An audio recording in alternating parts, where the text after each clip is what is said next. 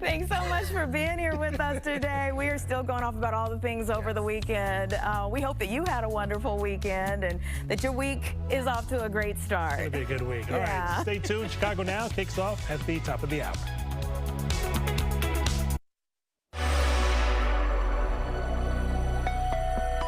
Chicago Now on a Monday with Nap Bomb. How was your weekend? It was great, and I hope everybody got outside yesterday. What beautiful weather to put out the holiday decorations. Yes. It was really, and the Bears win. And Caitlin, the fall colors still at Millennium Park, so beautiful. I love it. So you did your Christmas lights. Oh, look what they're doing something out there. Do you see? There's a bunch of people. Yeah. You know what? I didn't do lights. The lights to me are a little, it's a step too far. It's I cannot do that. Yeah. It's like I know my limits, and the lights are that's a hard line for me. So it's not out there on the roof with the ladder. No. I don't blame you. And my recommendation is you can buy a nice like garland that have lights on them and just call that enough lights. Get it from Target. Hang that baby up there, and that's enough lights to show like. But to me, then you got to deal with the extension cords. You got to figure out how far is it from the outdoor outlet. Annoying. Am I going to get electrocuted if it rains or snows? So that's it's too a much. no-go for It's me. too much. Yeah. Anthony put up his Christmas lights last year and left him up all year. And so, you know, it worked for him. Yeah. Maybe My husband actually left an American flag light up thing on our house because you can't really see it when it's off. Oh, yeah. But he did turn it on last night to help me as I was putting up my holiday decor. Oh my goodness, so fun. Yeah, the weather, I mean, today mostly cloudy. This morning we're climbing into the 40s already. Highs today are going to be in the 50s. But it is Thanksgiving week, and I know weather is a huge headline because of Thanksgiving travel. Unfortunately, we're not holding on to the 50s. In fact, as you can see here, we are dropping big time. So Wednesday is the transition day, and I know, you know, I talk about the 7-day. These numbers might go in one ear and out the other, but just remember that Wednesday is going to be cold. That's the day that we have the cold front that's dropping us into the 30s, bringing us winds around 45 miles per hour. So incredibly windy and cold. And then on Thursday for Thanksgiving, it's looking dry at least, but it is going to be chilly most of the day in the 20s. And then as we end the week and head into the weekend, so it looks like travel to your destination will be okay as far as precipitation goes here. But getting home, we may be seeing some accumulating snowfall Friday night into Saturday. So stay tuned to the forecast. We'll keep you up to date with the latest. Know that today it is going to be a mild day, just a little more cloudy than we'd like. Okay. Yeah. Good to keep in mind. All right. Well, speaking of Thanksgiving. Yes. Oh, yeah. Okay. So I often eat too much. Yeah. I know that that's a common thing. We're going to talk to a dietitian, and she's going to tell us a little bit, or doctor actually. She's going to tell us a little bit about like what she recommends. And the no-brainer here would be, duh, don't eat as much. But maybe she's got some tips on what to take if you don't feel well. Yeah. Or maybe should you like fast beforehand? We'll find out. This is Dr. Julie Gatza. She's the co-founder of the Florida Wellness Institute, digestive health expert and chiropractic physician. Good morning to you, Julie. Hi, Julie. Good morning. So you're in Florida, huh? I am, but I'm originally from Illinois. I grew up in Arlington Heights, so nice. Go Bears. Oh, okay. So turkey tummy. I guess this is a saying when Thanksgiving comes around. Can you please explain to us what turkey tummy is and how do we get it? It's basically overeating. There's just no other way to cut it. And the fact is your body can only handle what it can handle to break down. We're supposed to be making our own digestive enzymes to break down our food, but if we're not making enough, which we inherently don't these days, then a lot of the food's sitting there, it's fermenting, it's not getting absorbed properly, it's not getting eliminated, so people have gas, bloating, indigestion, heartburn, acid reflux, and all these things are very common, but they are not normal. So when you're experiencing anything like whether it's Thanksgiving or not, it's a warning that something's not working properly. I'm pregnant right now. I'm like 6 months pregnant, and so my stomach is like the size of a peanut, I feel like everything is pushed up, and so I can eat just a fraction of what I used to eat, and I just feel horrible. So I feel like it's Thanksgiving every day, Julie. Yes. What can we do, to Caitlin's point earlier? I mean, should you fast? Maybe, and then just wait until the big meal? Or is there something you can eat ahead of time, maybe that will help with the discomfort?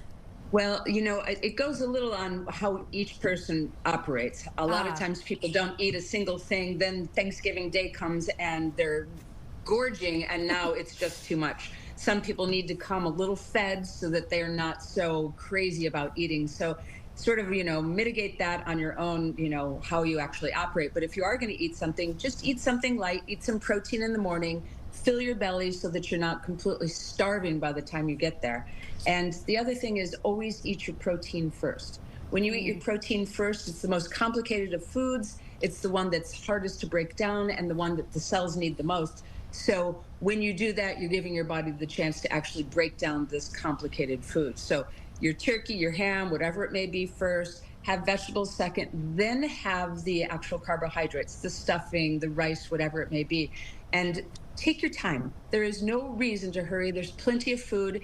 If you're worried that you can't have it all, take a to-go bag and make sure that you get some for tomorrow so you don't feel like you have to consume every single taste, which, everyone wants on that day. Or like get a spoonful of each thing instead of like a full scoop, That is a great idea on your plate. That way you've got the variety. Right. And then if you feel, Julie, right, that you want to go back and get seconds, then you've got room for seconds, then you can.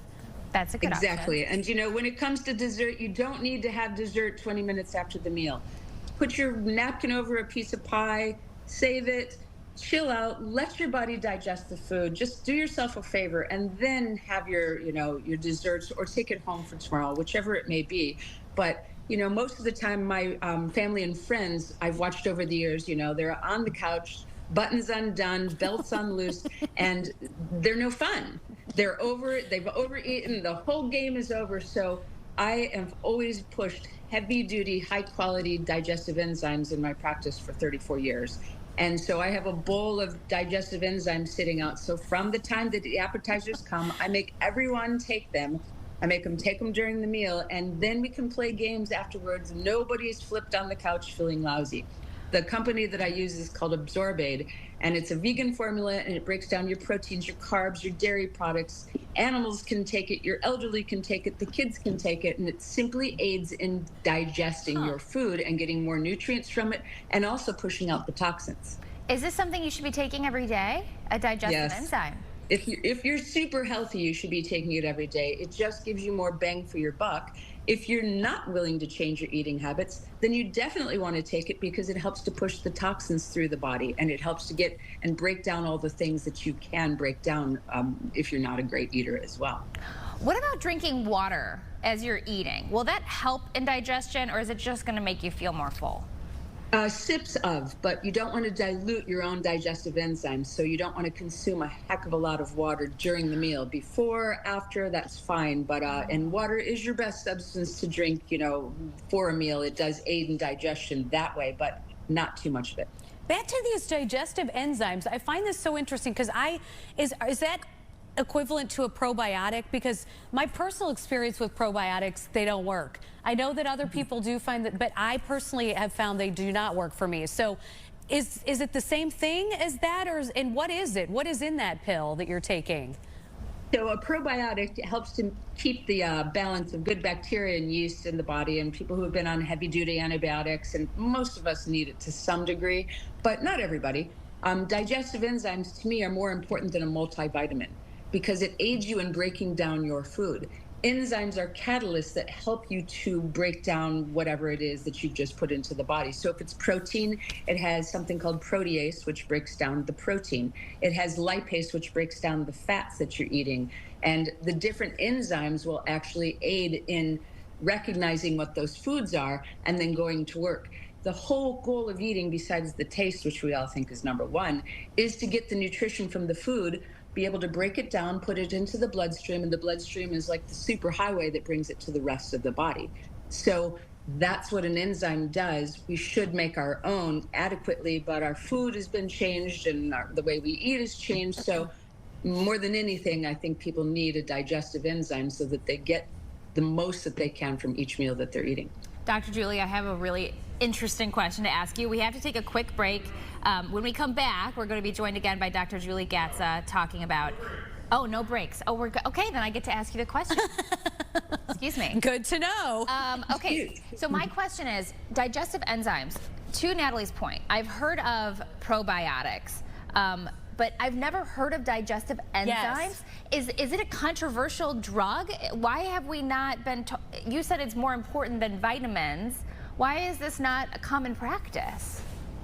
Well, you don't make a heck of a lot of money making commercials for digestive enzymes. It's because it's a natural situation that should be happening in the body. All this does is enhance what your body should already be doing. So, you know, all the things that are for stomach aches and digestive problems and, you know, the over-the-counter and everything like that can usually be replaced with something like the Absorbate.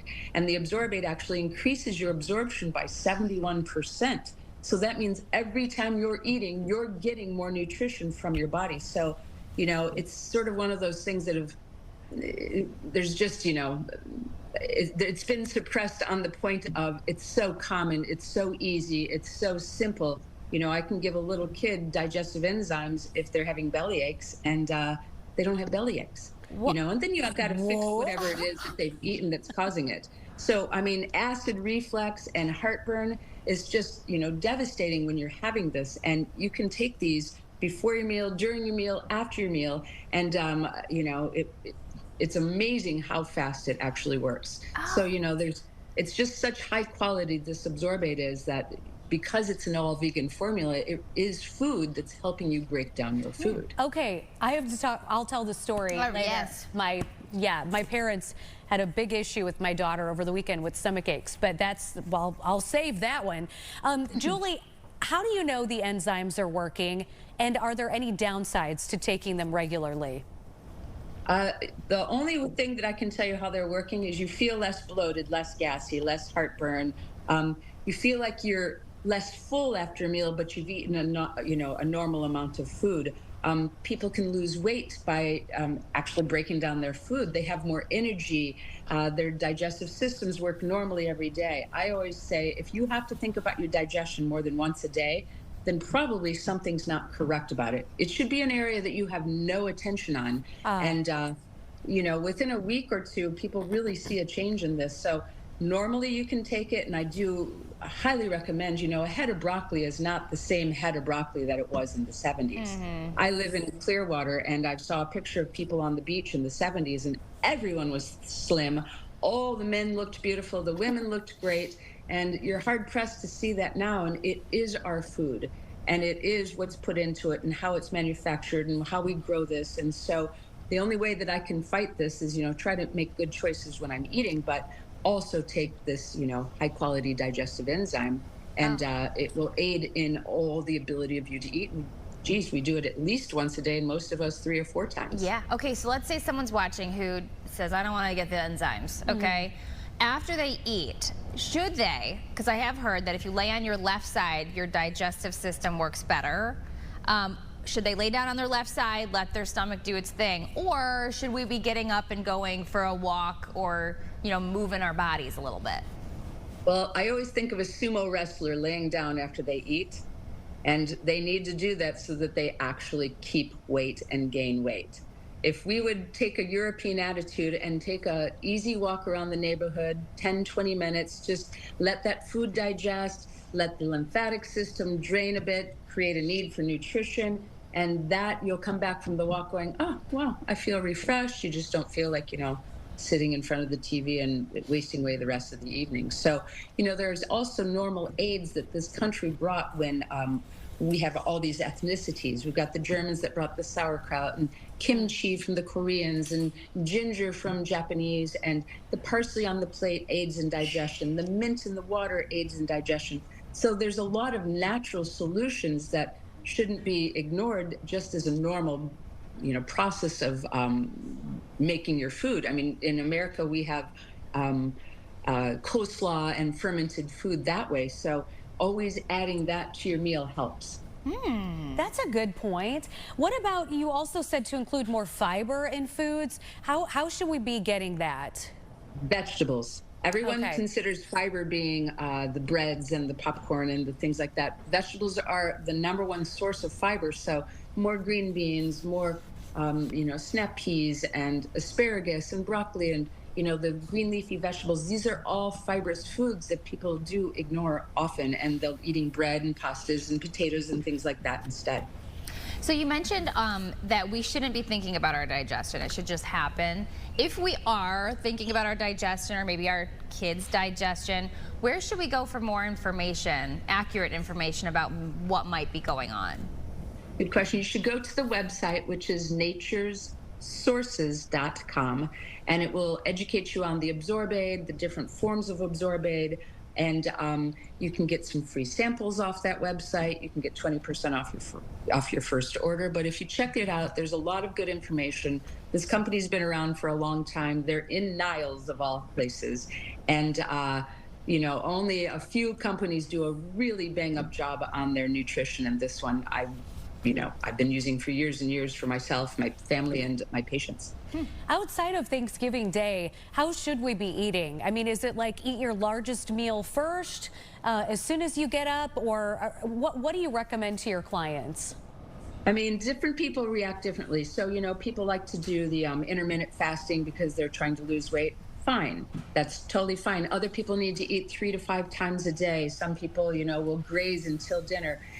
Figure out what works for you. We shouldn't be carrying around a lot of extra weight. We shouldn't be feeling tired. So if those things are happening to you, then first take a look at what the heck are you eating, and start knocking out the things that don't make sense. The bread items, the carbohydrates. Eating protein as the #1 source of all your meals is the most important thing, not a bagel and a cup of coffee on the way out of the house in the morning. And same thing with your kids. The bowl of cereal, I'm not a fan. Make them some eggs, give them chicken from last night, give them protein, and vegetables would be next. Get your kids to eat the vegetables. And, I always think it's a treat to eat carbs. So generally it's not, lated in my diet because it doesn't make sense. You're getting carbohydrates from the vegetables as well. Fruit used as a treat. I wouldn't say give your kid an apple at 3 o'clock because they're surly. Make them wait till dinner and get hungry so that they will eat the meal that you have. And, having a little hunger for an hour or two, we all did that. It's fine. Give them water. They're not going to starve. And it starts to, get them more used to eating the adequate amount of food at a meal and consume better foods. Yeah, I heard a study too that as humans, we're actually not supposed to eat as much as we do. What is your word about, fasting? Do you consider fasting a good option sometimes?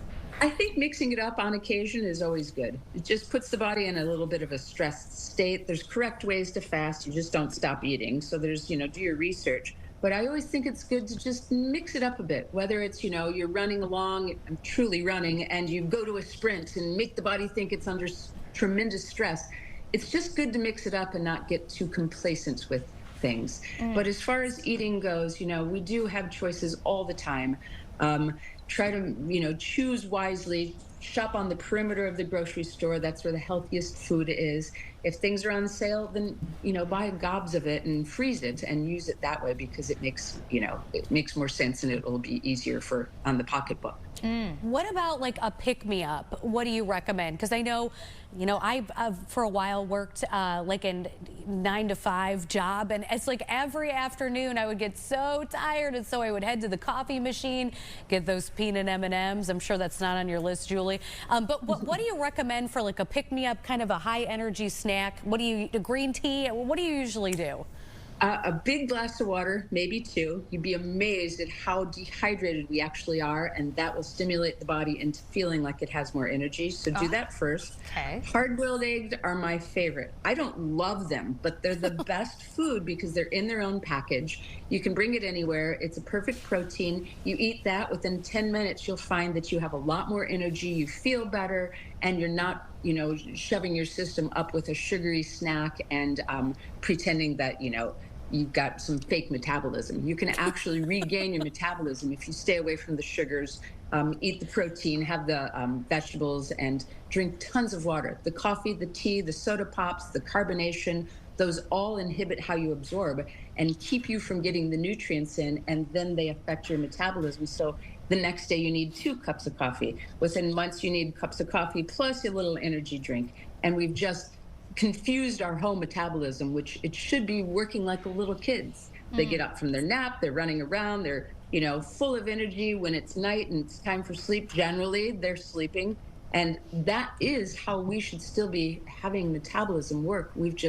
We're adding all sorts of things in that, screw up the natural source of it. Oh, carbonation ruins it. I had no idea. I didn't either. Like a bubbly water. Love the bubbly water. Yes. So you would not recommend drinking that then with dinner, like a bubbly water?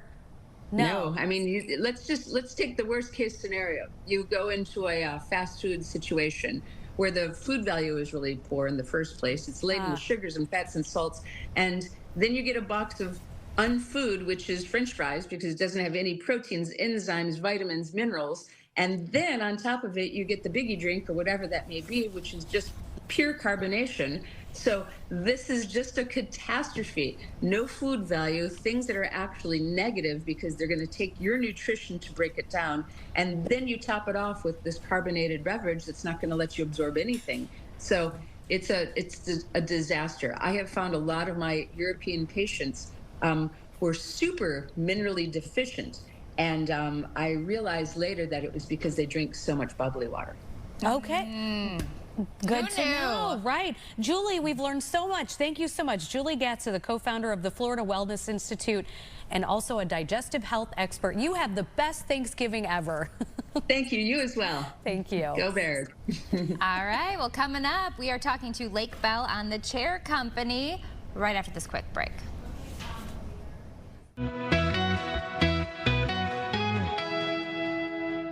It's back.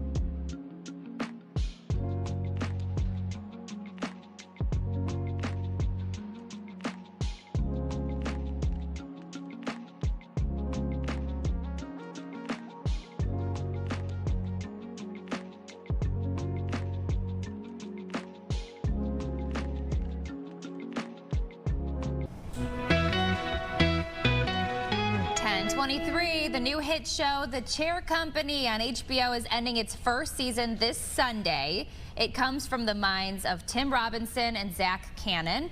So you know it's good.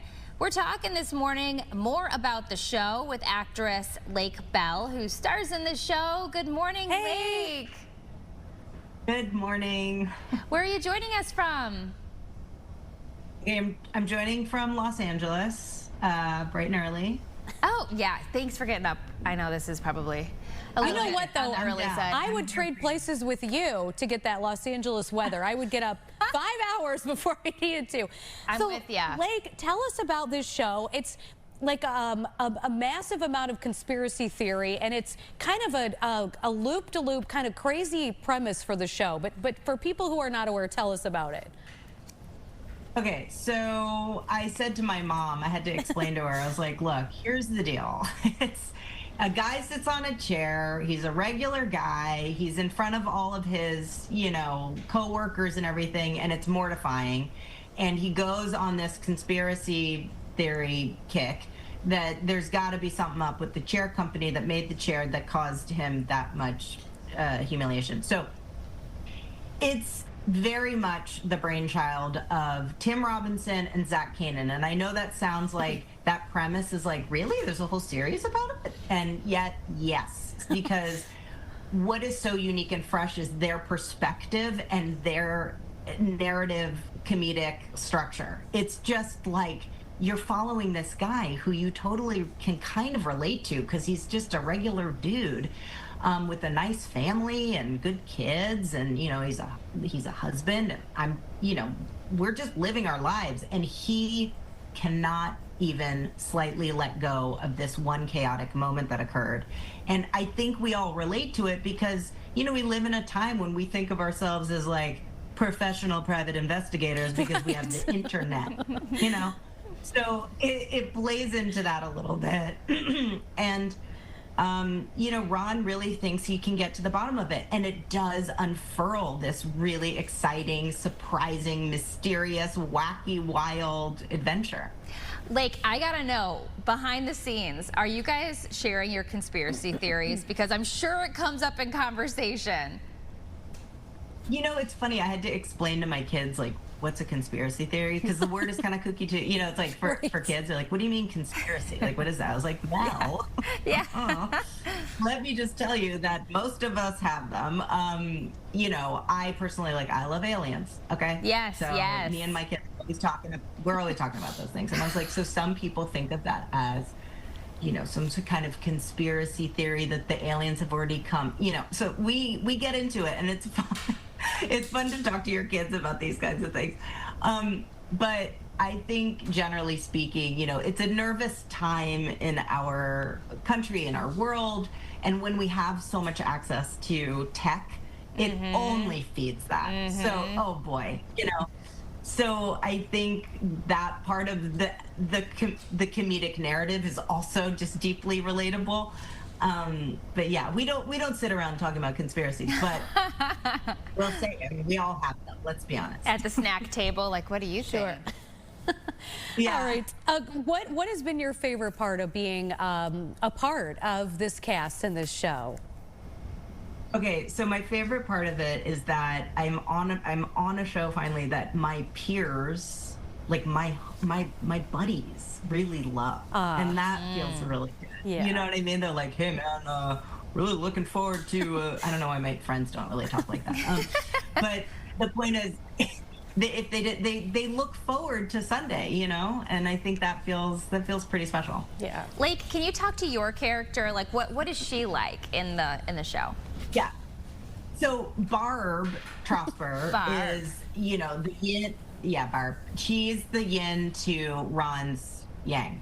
I think in order for any of the sort of more heightened comedy to occur, you have to really believe that this is a real world. And so I sort of drive the grounded bedrock of what this family is. And she, Barb is having her own little successes in her company. She has a breast pump company, and she's been building that. And Ron has to kind of navigate what it feels like to have a partner who's building some success, and what that does to a relationship, and how that feeds into your own neuroses and your ego getting a battering or whatever. So I think that part of it allows for us to just see this couple as any couple, our neighbor, it could be us, so elementally, I think it's essential in order to then have these really chaotic tornado-like moments. Well, congratulations on wrapping up the first season of The Chair Company. Lake Bell, much future success to you. You're such a kind, wonderful person. Thanks for taking time out for us. Thank you so much. Have a great day. Sure thing. I want to be her best friend. I want to know her skincare routine. She's so sweet. Yeah, both. Beautiful. Oh my goodness. Yeah. Okay, so if you guys missed the show's called The Chair Company, and HBO's first season is ending this Sunday. So I'm gonna go watch it. I know, it seems I love like her. a really good one. I love her. Yes. Yeah, it seems very interesting. And Okay, funny. when we come back, we're doing my favorite segment of the morning, the TikTok toys. What is trending when we come back?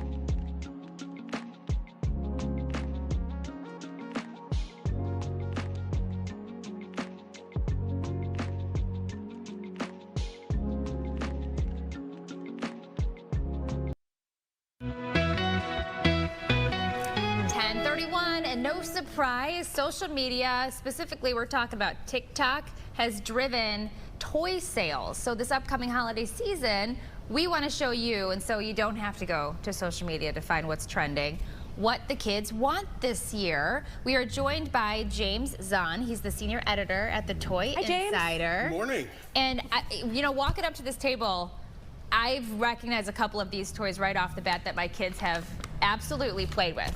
But I know you wanted to start with the Squishmallow. Yeah, so we all know Squishmallows, right? So yes. I borrowed this one from my 16-year-old on the way out the door this morning because we have something kind of toy adjacent that's blowing up on TikTok right now. Okay.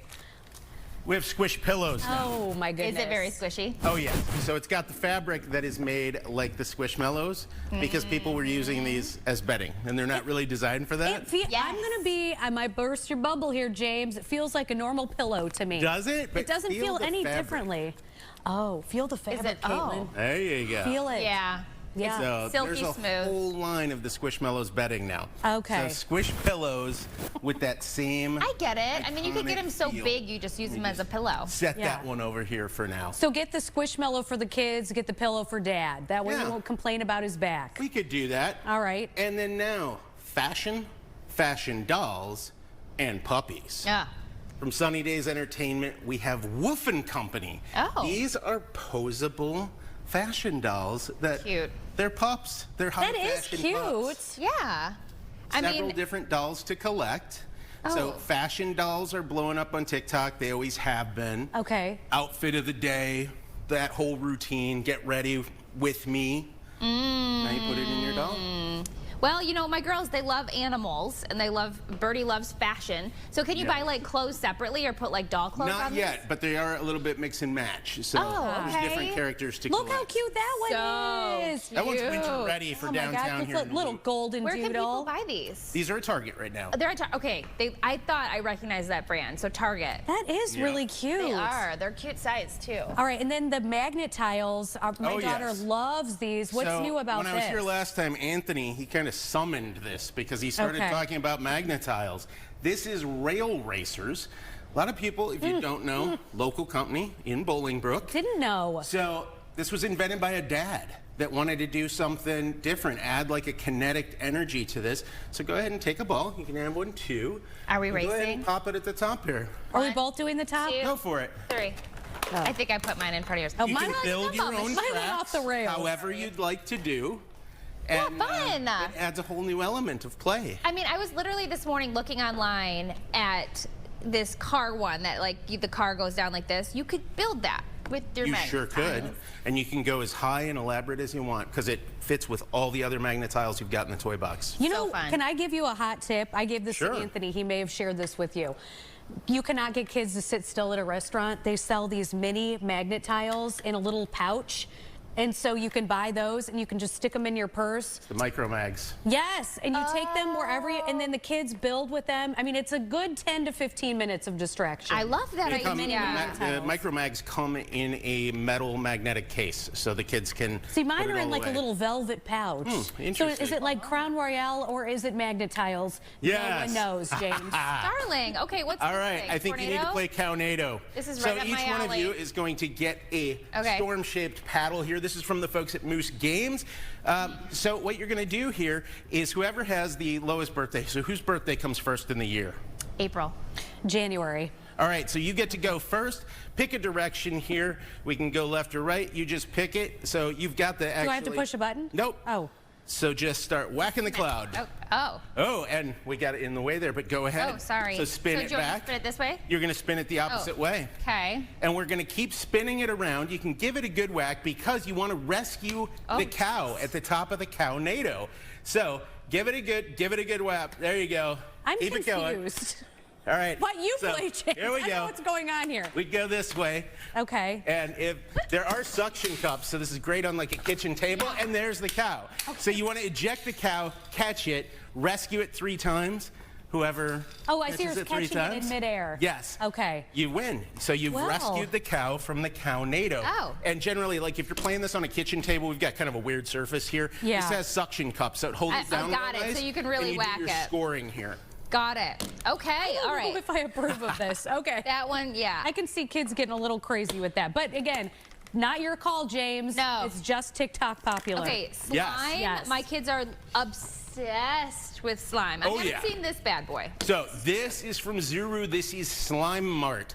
So they have changed the game on how the slime compounds go. You're going to create your own realistic looking meals. And if you look there at that waffle with the syrup and the butter, my daughter and I made that one. That one has kind of solidified, but if we hadn't let it That's do amazing. that, you can actually scrunch it up. So why don't you grab the tart there with those strawberries? Oh. That's butter slime. Wow. So you put it in here and you want me to close it? Yep, you can. You bought this? So I This is made- amazing. Yeah. I made a few strawberries this morning, and then it comes with some mixed fruits. We've got some eggs here. We've got pastry crust. What's cool is the kids get a recipe, and they get to go in order. So like with that waffle, that carton of eggs there has 2 eggs in it. So we opened the eggs, and we cracked the egg, and a egg-shaped slime came out, and it went into the dough, and we whipped it up, and that's how it came out. So it's with like the a little pattern. science experiment too, kind of thing. Yes, so this one's going to do a burger. That one's like a picnic set. And there's some mayo in And the there. one in the bag there is a donut. I love this. You know what I like? You said it was messy, but this to me, it's more that foam slime that doesn't This leave a bad residue. boy, it's the frosting. It's the that got frosting me. that There gotta are be careful different of. compounds. So Okay. even with the waffle, there was a syrup. And the That's syrup looks stuff. like syrup, but it's almost like a glue. So your texture is going to change based on the ingredients. But again, this is that whole TikTok thing. Kids love that ASMR thing where they're like looking at the stuff squishing. It's so This is all of it, satisfying. but then you're making something. Yeah, and if you could take the time and do it with your child. Okay, so when I say it was messy, it was because I literally ripped that bag open and handed it to my 4-year-old and said, go to town. So that's why it was messy. If I actually like took the time, we went through the ingredients together and like did it the correct way, it probably would have gone quite This is so fun, though. I love this. Yeah, all kinds of styles to collect with Are that. these- The one we have open there, that is not slime. Those are like plastic accents. So you've got some peach and some kiwi there to Cute. top your tart. So we have blueberry slime, strawberry slime, and then there's some of that icing, pastry crust. Yes, yes. You would follow it all in order. Oh, I see. Make your tart, and then top it with all the goodies. So, talking about TikTok and the trends, do you recommend that people go to TikTok to look for toys, or is it false? So the kids are already going to be there. That's kind of the thing, is that TikTok has become its own ecosystem. So a lot of the toy makers are embracing it. Yeah. And keep in mind too that for shopping, that is entirely geared towards grown-ups. So there are some toy makers that have stores on there attached to their TikTok, and they can do that. But the trends, kids, especially a lot of this stuff, like the slime is very teen and tween oriented. Those kids are going to go home, they're going to do it, they're going to shoot a video and they're going to post it, and that's how other kids are finding out about it. Yeah. So there's a lot of other trends too there this year, but they sort of zero in on certain elements like the fashion, the motion, the creativity, the excitement. You know, there's videos of the cow flying through the air. Right. So knocking somebody's eye out, and then little Johnny's got to go to the ER. And Ralphie, comes Christmas a whole, story? Yeah, that's right. Whole video. It's a whole new world. Do you recommend like getting sales online? You mentioned it. Yeah, so right now, because we're going into Black Friday, one of the big concerns this year, we weren't sure how promotional pricing was going to work because the world's been weird with tariffs and things like that. Good news, stores are very well stocked right now, and the Black Friday sales have already started. So you can look at all of your big boxes, Amazon, Walmart, Target, they've got sales. Your neighborhood toy stores, your boutique specialty shops, they're running promotions. Isn't that bizarre how early it started this year? It's actually a little bit late. Because typically fall resets for a toy department take place in August and September. This year, because there was a hold on some of the merchandise because they were waiting for tariffs to go down, it didn't arrive till October. So the toy stores reset, and now that they're reset, all of those promos are starting again. There was a time a couple years ago, I think it was coming off the cusp of the pandemic, when Black Friday started in October, like early October that one year. So I'd say at this point, the toy industry and the retailers out there are just rolling with the punches. They're just, you know, seeing what happens, and at the end of the day, you're wanting to put smiles on families' faces, give them cool stuff at great prices, and a lot of people are working really hard to do that this season. Do you find, because I always wonder, I was telling Caitlin, you don't have to wait until Black Friday to buy, you know, whatever you need for the holidays because it's on sale now. But do you find that there are better discounts on Black Friday and on Cyber Monday than are offered before those actual shopping holidays? Not necessarily. Okay. It's a crapshoot. Sometimes, too, you can find better deals if you wait till December, but if you wait till December, you might not get the product you were looking for because, we don't know if it's going to get restocked. So the bottom line is, I always say, get your receipts, get your gift receipts so that you can kind of monitor it throughout the season, hold on to that, see what happens. A lot of companies, too, sort of removed some of the price protection they had where it used to have price matching and things. A lot of retailers aren't necessarily doing that anymore, but they're price matching themselves. Yes. So if you buy it at one store and you find out a week later it's cheaper, as long as you get that receipt, it's worth asking them. I think the important thing to remember too at the holiday season is be kind. The retail workers out there have thousands of people coming up to them with questions and needing help. Every store is going to have a different policy, and a lot of times whoever you walk up to, they're not going to be in charge of that. So I think that's important to remember too, because it gets hectic. It's like, hey, I paid $5 more for this last week. Yeah. So just be aware of the policies of where you're shopping. You mentioned Target. I got to say, I did just make a purchase like a couple of days ago, and then I realized the next day it was 40% off. And I just called them, and they refunded because I was like, what do you want me to do? It hadn't even arrived at my house yet. And they're like, well, we would rather just refund you than you send it back and then reorder it. It's just too much extra That was steps. nice. Yeah, and so Target is one of the retailers that's made a point of price matching themselves this season.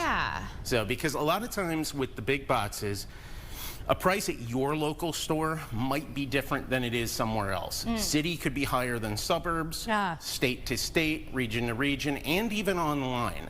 So as long as these companies are aware and price matching themselves, it seems to be a much fairer thing. Okay, well, where should people go for the Toy Insider? Check us out online, thetoyinsider.com. We know Play. Our 20th annual holiday gift guide is out right now. We've got more than 400 picks from more than 100 companies. of all sizes. We've got our Hot 20. We've got our STEM 10, we've got 12 under 20 if you're budget conscious, and then we have There you go. all of our other toys and games broken down by age. Okay. Perfect. James, you've covered all the bases. Thank you so much, sir. Have a Quite wonderful welcome. holiday season. You too. All right, well, coming up, November is wrapping up, so we are going to revisit with our Movember friends after this break. I'm on vacation.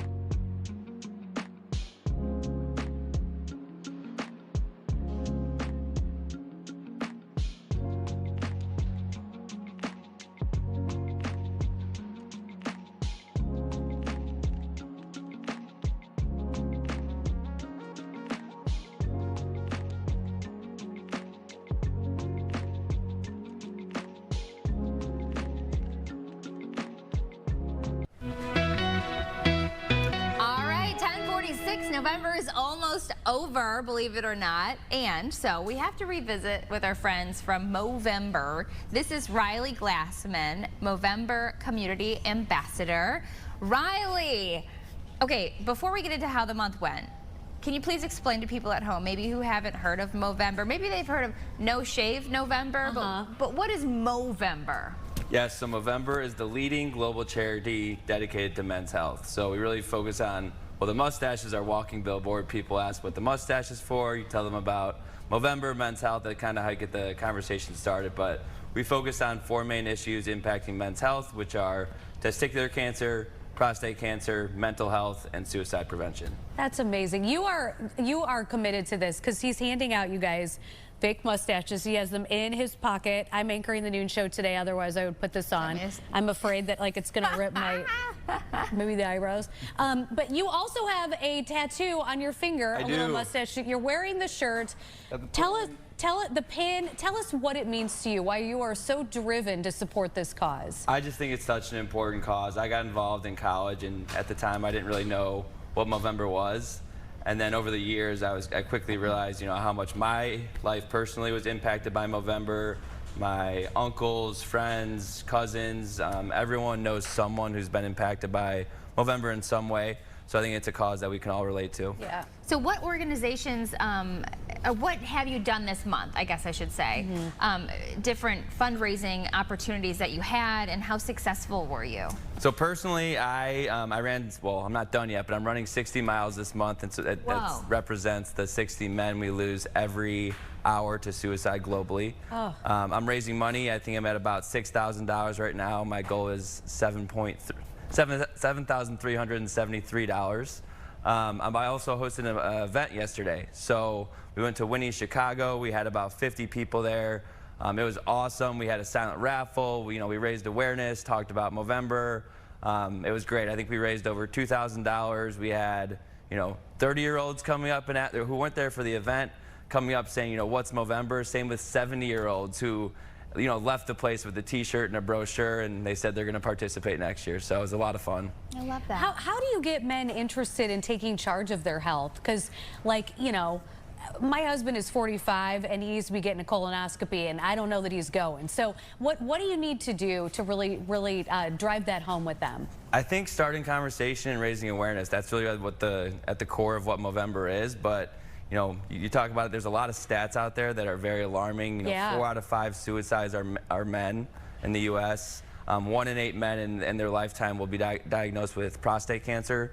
So I think kind of knowing the facts and knowing how affected a lot of men are, that might spark them to make some change. Okay, so you mentioned the fundraisers. Now let's talk about the organizations that maybe the money goes towards. Can you shout out a couple organizations that maybe your donations are going to help? Yeah, so I think Movember fuels groundbreaking initiatives both locally and globally. My favorite story about this is we have a Movember ambassador down in Florida named Bob, and he was unfortunately diagnosed with prostate cancer several years back. But he showed up for one of his treatments or his procedures. I can't remember exactly what it was. And he walked in the room and the doctor said, we actually have some new research or a new procedure that we're going to do, and it's completely funded by Movember. Oh. So that was very cool to see the tangible effect it had on someone's life. Wow. Do you guys do things throughout the year as far as awareness goes, or is it just strictly November? Definitely. I think people get confused thinking it's just 1 month of the year that you fundraise. We use November as our month to really put a big spotlight on it, but by all means, people are fundraising throughout the year. I plan on doing a golf event next summer just to kind of, remind people, give them a constant reminder throughout the year that men's health is, an important issue. Is this an organization that men can join? Is it like, do you guys have meetings, or how organized is it? Yeah, so Movember, you can join, create an account online. That's kind of how you join per se, raise money, raise awareness, educate yourself. But can't remember the name of the organization, but there is actually one here in Chicago where men get together every Tuesday, I think it is, and they just talk about their feelings, and it really allows them to open up and not feel like they have to talk to their close friends about it or their wife. They can just talk to a room of men that they might not know, and there's no judgment there. So what has been the most startling thing that you have learned by being a part of this? Because oftentimes doing what we do, we're like, oh my God, can you believe this? I mean, there has to be something that has stuck with you through the years of you participating in this. I think, the facts that I brought up before, they're just very alarming. I think, I've had a close friend who I lost to suicide, and just the fact that 4 out of 5 suicides are men really shows that men are struggling internally, and we're scared to talk about it, and it unfortunately impacts us in a negative way. If there's someone who's listening that wants to contribute, is it too late? Are you guys going to have any last-minute fundraisers this week? No, yeah, great question. We actually have one this Friday at 7 p.m. at the Piggery. That's going to be hosted by one of our other Movember ambassadors named Moose. And then, we want to get as many donations by the end of the month as possible, but also December 2nd is Giving Tuesday. So that's another great day to, if you don't support a charity, if you're willing to support Movember, go on December 2nd, go ahead and give a donation. Yeah. When you get together with your friends, like, what are the topics of conversations? I'm just curious.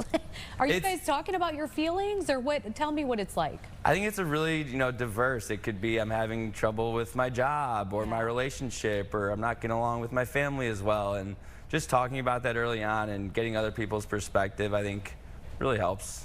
I find oftentimes when women love to share things, and so I find when one friend shares something, I will have a connection to that, or I'll say, I'm so glad you shared that because I might have that problem later on, and now I know how to deal with it, or I know I can turn to you because you've already dealt with it. And so what a great idea that you're doing. Yeah, I'm wondering too, like, maybe there's a guy who's listening to this and he doesn't like to speak about his emotions or his feelings or what's going on in his head.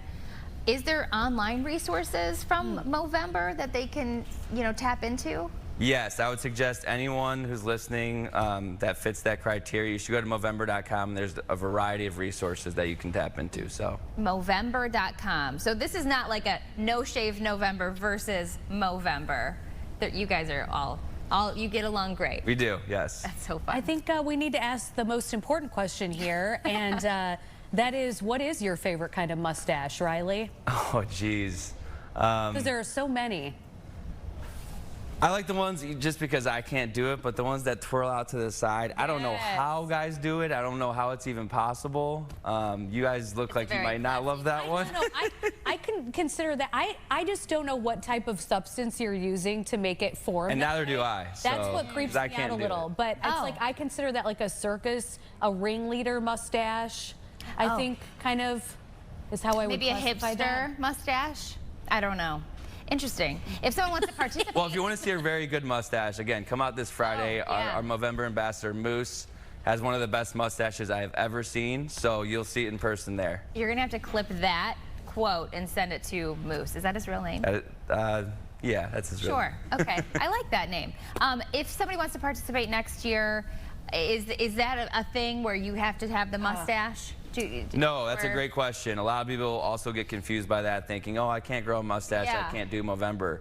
Raise awareness, raise funds, go out. Another thing we say is move for Movember. So, go and walk, run, cycle 60 miles throughout the month. You're getting healthier, you're, raising awareness, post it on social media so other people can see it. But by all means, you do not have to grow a mustache. Oh, it makes it more fun, I will say, but yeah. you do not have to. So is this like a big city thing? That's my question too. Like, what if it's somebody who doesn't live in the city of Chicago? Are there like groups in the suburbs and stuff? Suburbs, yeah. So what's fun is you can actually make your own team. So I know a lot of people that will do a work team and they try to raise as much funds as possible at their work, or you can make a suburban team. You can do. We actually have a ambassador in Boston that does it with his high school. So he gets all the high schoolers involved very early on, which I think is very special. Aww. We keep showing this video of you. Can you tell us a little bit about what you're saying here? Yeah, so that was a campaign we did before the month started, kind of, just talking about why we do Movember, what Movember is about, why you should get involved. And so all the Movember ambassadors kind of recorded a video and we sent them in, and I think we're doing a little mashup together as well. So. How did you hear about Movember for the first time? So in college, someone said we should grow mustaches for Movember, and I said that's fun because I was one of the only people in college who could grow a mustache. It's a badge of honor, is it not? Yeah, exactly. It is. So I did in college, and again, didn't know much about it at the time. But then that same year, the CEO of Movember, Adam, he came down to my campus at Indiana University. Again, go Hoosiers. He came down and gave a speech and also gave out a scholarship to the top fundraiser that year, which actually happened to be myself. So I got to know him. I really learned, what Movember was after that presentation. That's when it took on a new meaning for me, when I realized, it really has impacted my life as well. I love that they're hitting them young, getting you guys involved young. Before we let you go, where can people visit your fundraiser to get you to your goal? If you'd like to go to mine, you can go to Movember.com and search Riley Glassman. That's Glassman with 2 N's, and you'll be able to find my profile there. But if not, I encourage you can also donate to various teams in Chicago. Like we have one called, I think, just called Movember Chicago. You can donate to the actual team, and that gets the funds spread out to everyone on the team as well. Okay. All right. Riley, thank you for everything that you're doing to spread awareness. It's so important. And thank you guys for having me on today. Sure. I appreciate it. Great. All right. Well, wrapping up the show. We've got a whole nother hour of Chicago Now coming up after this break.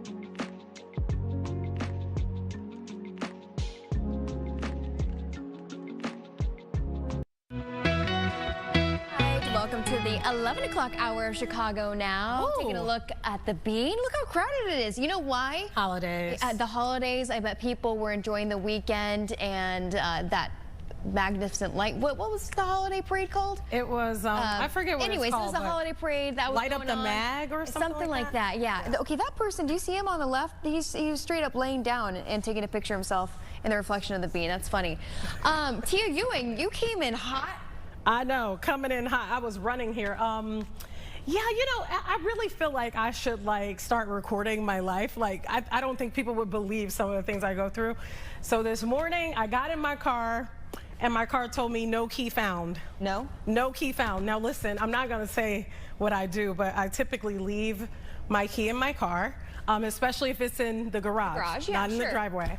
And the last time I drove my car was Saturday, and I drove story to dance, drove back from dance, left the key in the car. I have no idea where the Still key. don't know. So how did you get here? Did you use another car? Uber, $110. Tia Ewing. I cannot even believe. Oh my gosh. I paid $110. You know what? That's how you know that you're dedicated, because against all odds, you made it here literally within, guys, 30 seconds of, you being on air. But what's crazy is just think about people that fall into that. All I kept thinking was, well, thank goodness I have $110. No kidding, right? There are people out there that I'm sure that this happens to. You may actually lose your key. You realize you've lost it and you have places to be. And what if you don't have the $110? So that's one less Christmas gift for somebody out there. I'm letting you know right now. Oh, you will find that I cannot believe that. Key maybe in one of Story's little purses or just somewhere around the house, and no idea where it is. It's in the car. It fell in the car. Yeah, I think it fell in between the seats or something. But that's weird that it doesn't detect it. Yeah, but in fairness, see, this is the part of my life where I become a little negligent. You know, I've been responsible my entire life, but my dash told me that my key fob needed a battery. Oh, so it's. But I just neglected to go get the battery, so I wasn't a responsible adult. It's double trouble. It happens, you know. I'm typically responsible in every part of my life. I just dropped the ball in this one. So, hey, what is this sign telling us? Okay, we're leaning on one of our packs. Got it. All right, we'll try not to do that. I'm gonna read everything you write on there. I'm gonna read it. We have our peanut gallery. Hey, but let's talk about what's happening with the show. Wait, how was your weekend? It was great. Calmer. Your mom was visiting. My mom was visiting. We went to the Chris Kindle Market. We actually took a day trip to Madison. How was it? My godmother lives up there. It was my first time there. It was great. Guess who was playing though? Who? Wisconsin, Illinois. Oh, yeah. So it was a little packed, but it was still great. We enjoyed some of the fall colors that were still there. I got to see, you know, both the lakes. It was a good weekend. Cool. Let's talk about what's happening. I like that. Yeah, me too. Exactly. And the Bears won. And the Bears won against all odds. There we go. Super Bowl. Just letting y'all know. But go ahead. You know what? You know what I've decided, Tia? Back on the Bears, I am just going to start watching the fourth quarter. Yeah, because all the rest of it will give you a heart attack. Oh, no, that's what I'm saying. Like, it seems like, okay, you know, I start the front half of the game. Usually, like, my husband wants to, you know, change the channel, flip around and stuff. And then I'm like, all right, but at the fourth quarter, we need to see that in the because that's going to be the deal breaker. That's true. If they're down, you know, they're going to be up. I think they're going If they're up, they're going to stay up. Let's say that. I don't care what anybody says. Okay, our Zoom guest is here, so we got to stop talking. Yeah, but first I want to talk about some of the things that are coming up later in the show. DuSable Black History Museum and Education Center, they're opening up a new exhibition that we're going to talk about. Plus, Amazon is releasing its list of the best books of the year. Don't know how they come up with that list because there are just so many, but I love listening to audiobooks, so I'm excited for that. But first, something a little scary. Yeah, deadly fungus. This is really interesting. So the CDC data shows cases of a concerning fungal infection are on the rise in Illinois, and the doctor is going to have to pronounce this for us, okay? Dr. Jatin Vyas, I hope I'm saying it right, is a fungal expert. Did I get your name right, doctor? If not, please correct me, and make sure you turn down your volume a little bit too, because it's going to reverberate back. It's on. Are you going to turn the sound down a little bit? Pronounce my correct. Oh, you know what? It might be our producer there. There we go. We can hear you now. You said I got your name right? You certainly did. Wow, well, the Monday isn't starting off so bad. Well, and I like your background. It's beautiful. It is beautiful. Thank you for being with us. Let's talk about this fungus. First of all, pronounce it for us. And then what do people out there need to know about it? Sure.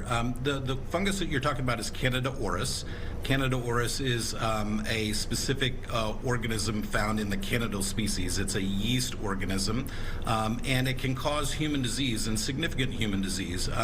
Fungal infections, most people will think about fungal infections. When I talk about it, they'll say, oh, I had a toe infection or a superficial skin infection. Some people will remember having vaginal infections, but these are infections that actually are invasive. They go into the body and then they cause significant disease. Candida auris is a relative newcomer on the market for organisms that cause these types of diseases, and they really target the most vulnerable patients that we have in our population. So those that are typically hospitalized or in like nursing facilities, and folks that engage medical care in a significant way, like our dialysis patients. So how prevalent is this? Is it happening a lot? We're seeing there's a lot of cases here in Illinois and Chicagoland. So the increase in the number of cases probably comes up from a couple different ways. Number one is that we are getting better at detecting it. Historically, we weren't as good at detecting this organism because it kind of came onto the scene now only about 10 to 15 years ago. And so we're now have better tools to be able to detect it. And I suspect that by detecting it, we're seeing more of those cases. The other part is that this organism is actually difficult to get rid of in the environment. So you can imagine a hospital room or a patient room. These things require a lot of decontamination above and beyond what we normally use to try to do the decontamination. And again, those protocols have had to be changed so that we can have those the organism get removed out of our environment. And so as a result of that, we're still seeing more and more of these cases. The third part about this is that these organisms have become more resistant to our typical antibiotics or antifungals, and as a result of that, it has the opportunity to stick around for a lot longer and therefore cause more disease. Well, doctor, I want to ask you, because of that last statement about it kind of sticking around longer, what is the treatment, and then how does this spread from person to person? Yeah, so the treatment for someone who develops a systemic infection oftentimes requires intravenous medications, and for those patients, they might receive a significant amount of medication, i.e. days or weeks. Whenever we isolate this out of a person, what we do is try to identify which are the best antifungals to use, and in some situations with Candida auris, we might find out that we're really using third or fourth line because of the level of resistance that has actually occurred in these organisms. And for those of us who are infectious disease physicians, when organisms start to gain this type of resistance to many of our first and second and sometimes third line agents, we get nervous about it because we're starting to use agents that oftentimes are not as good and have more toxicity associated with it. And so the spread is oftentimes, as you asked, is really about kind of a contact spread. So what ends up happening is it moves from oftentimes inanimate surfaces where it can live for many, many hours, and then it'll end up in our patients. It'll end up on their skin. It'll end up in close to their IV catheters. It'll end up in areas that have open wounds, and those are what we think are the likely portals by which this organism causes infection in those patients. So does this show up as a rash at first? Like, how do you even know that someone actually has it? Yeah, so these invasive infections don't typically start with a rash. They start really with signs and symptoms of what you would think of as a severe infection. So fevers, sometimes in patients they can become confused because of low blood pressure. They can develop other signs and symptoms of serious infections, oftentimes needing medications to keep their blood pressure up. And so when we see patients who have these types of symptoms, we're oftentimes drawing blood to try to determine what is the cause of that type of infection. In some people who may have chronic indwelling lines, those are typically patients who may be undergoing, let's say, dialysis, or some patients who have what's called a PICC line, or peripherally inserted central catheter. There may be some outward signs of contamination, but more often than not, we don't actually see the portal of entry, and it's only the signs of fevers and chills and just malaise that are the first harbingers of this invasive infection. Well, you know, doctor, I feel like it's probably not spotted right away, you know, because people might think, okay, well, if you have a fever, you have the chills, maybe you have the flu or another kind of infection. So are they testing for this right away as one of the first tests that they're administering, or how long does it usually take for them to find out or, you know, think to test for this candida? You're right. The symptoms that I just described are often fairly nonspecific. Someone who has a bad cold or who could be having flu. We're now in flu season, so the symptoms overlap significantly with that. And so what we're oftentimes looking at is what type of patient population are we looking at? If this is someone who's young and otherwise healthy, not on any immune modulating agents, or whose immune system, as far as we know, is relatively normal, we don't think of Candida auris as one of the first things that we want to test for. We're more looking for the common things. So that's oftentimes around this time of the year will be influenza and other respiratory infections like COVID-19. What for other specific patient populations, if you're a recipient of a bone marrow transplant, you have an organ transplant in, you're a dialysis patient, you're a nursing home resident, those are the things that while we're testing for the more common things like flu and other respiratory illnesses, we may also draw blood cultures, which is where we take a sample of blood and then look to see if we can grow any organisms. And Candida auris is one of those organisms that can grow out of those blood cultures, and will then quickly allow the clinicians to identify the type of organism that's causing the symptoms that are present. Dr. Valles, is this a situation where once a patient has this, is diagnosed with this, that they have to isolate? So it depends on the hospital protocols. Some hospitals have gone to creating some levels of protection, meaning that the healthcare workers are going to be required to wear gloves and gowns before they walk into the room and to administer care. Most of that is to make sure that there isn't patient-to-patient transmission. And then the other one is oftentimes visitors who are coming into the room will still may be asked to wear gloves or even wear a gown itself. Because, as I mentioned, this is really done based on a contact, and this is not a respiratory organism. We're not worried about spread through aerosol or any types of drops. And so there typically are not, in most hospitals, will not be any restrictions on the visitors coming in to see those patients, but oftentimes they'll be asked to wear some additional protection, both for the patient and for the environment, and also for the visitor themselves. You know, doctor, you might have already mentioned it, but I know we're throwing a lot of information at our viewers, and right on the screen it says cases of a deadly fungus. So I think people's ears are perked up. But talk again about treatment options. How effective are they? You know, how long could someone be suffering with this before they get better? So oftentimes, common things being common, we oftentimes think mostly for viral infections for people who develop kind of signs and symptoms of illness. Sometimes we think then about bacterial infections, and so those are things that we'll also test for someone who has like strep throat or any other more serious bacterial infection. Fungal infections are still relatively rare, but the challenge is that once they're, so the diagnosis is oftentimes delayed. They're delayed for a couple reasons. One is physicians have to think about it, and then secondly, our diagnostics tools in 2025 for recognizing these infections are good, but they really could be better. You know, you think about if flu tests, or you think about other viral infections, you can go to the neighborhood store, do a swab, and then determine whether you have these types of infections, much like pregnancy tests. Those tests don't exist for many of our bacterial infections, and really none exist for any of our fungal infections. And so those lack of those tools do inhibit that. When we talk about treatment, there's very few drugs that we have that work. And the drug development in this space has actually been quite slow, and there's a confluence of events that really don't stimulate kind of growth in this particular area by our biotechnology industry in this country.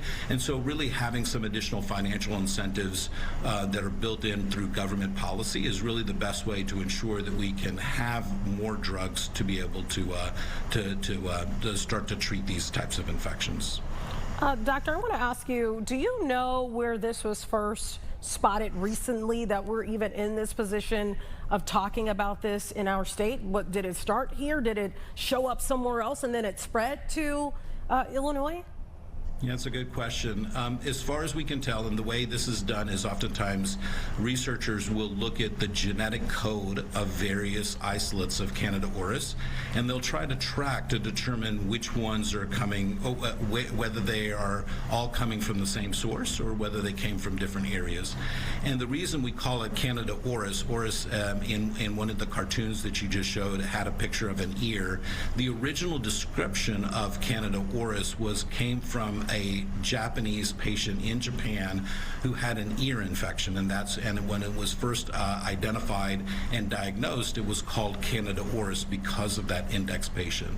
It turns out through analysis of genetics, we now know that Candida auris, while it was isolated in that patient in Japan, there were actually other cases going on at the same time. So we actually believe that this organism has emerged to become a clinically significant disease simultaneously around the world. So there isn't a single point of origin, but actually is cropped up in a variety of different spaces. Air travel and a variety of other things that allow for a lot of human mobility has really allowed for this disease to move from one country and one continent to another. And so right now there's multiple cases in multiple states in the United States. And as I mentioned earlier, as we start to get better at detecting this, those numbers will continue to rise because we see that. But we also recognize that we're doing our very best to try to mitigate the spread of this organism within our healthcare facilities. Doctor, I'm not asking you to get political with this question, but I do want to ask you something. I remember last month we were reporting on how several employees on a federal level with the CDC, who obviously does a lot of research with infectious diseases, et cetera, were terminated. Do you think that that will have a hindrance on how we as a country can respond to the rise of different infectious diseases that pop up?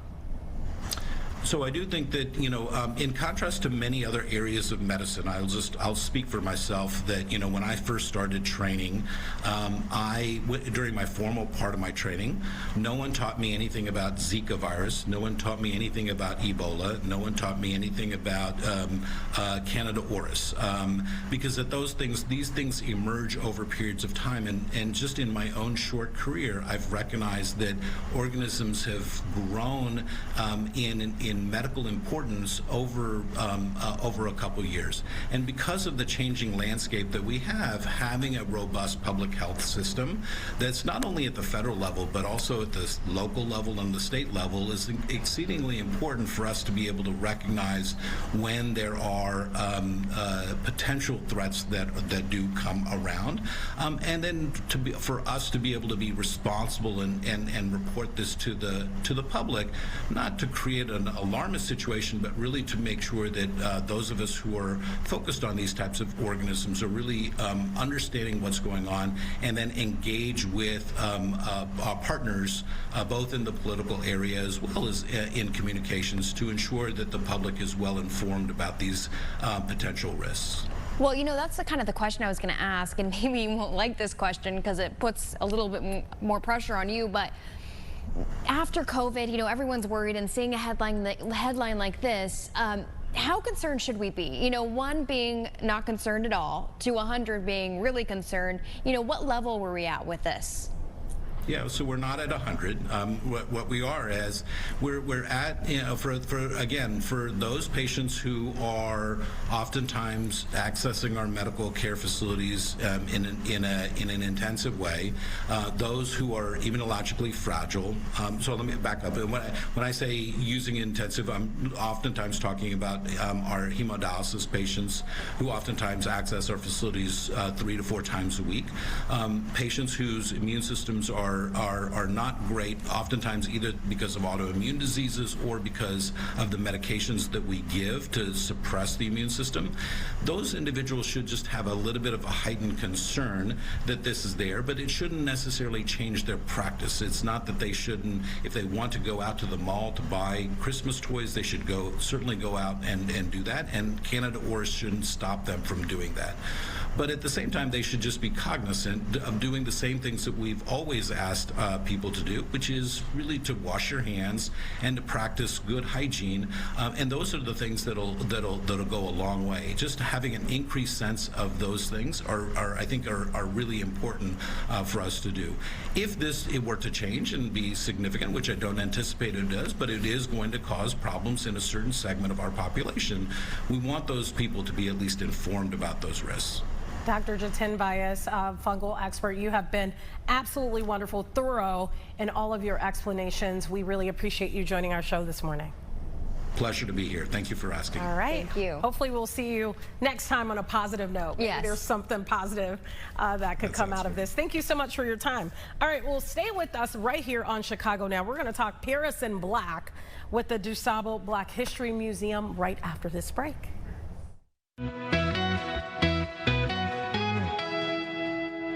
You could be driving.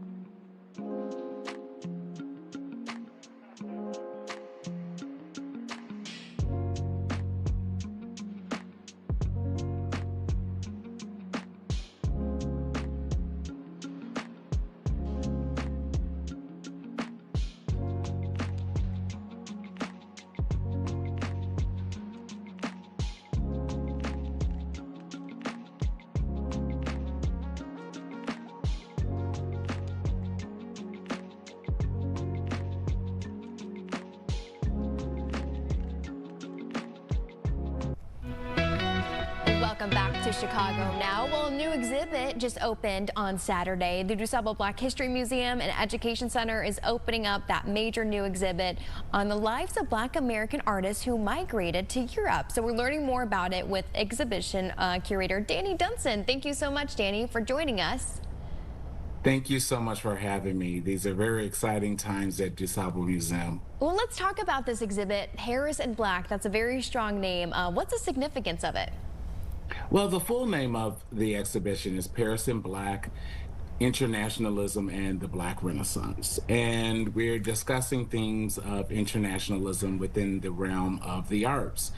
Creative works such as painting, dance, performance, jazz, everything starting from basically the 1890s and ending around 1990. So we survey about 100 years of history, highlighting luminaries such as Josephine Baker, James Baldwin, Augusta Savage, Richard Wright, Langston Hughes, and the list goes on. So we're thinking of themes of international work when times were a little bit stressful during the Jim Crow era and before. Black Americans migrated and retreated to different places, and they had a particular interest in being in Paris, which was the heart of the avant-garde art world at the time and still continues to be a place of major creativity. You know, Danny, I was going to mention Josephine Baker, Paul Robeson. Before you did, you beat me to it. Sorry. No, it's fine. We're kind of seeing that now, where a lot of people feel like the times, especially for Black Americans, so stressful that they want to go to other places. And we're also seeing at the same time where there's a movement to erase some of our history. Why do you feel like this is important at a time like this to have this exhibition? Well, I think at a time like this, it's important for everyone to be mindful of their own value, of their own importance, of their own critical input to society and culture at large. And you can't depend always on outside forces to give you that affirmation, and it starts from within. These brave, legendary luminaries did this over a century ago, thinking of alternative realities, alternative life, in another place. Sometimes that place is in a mental space in your mind.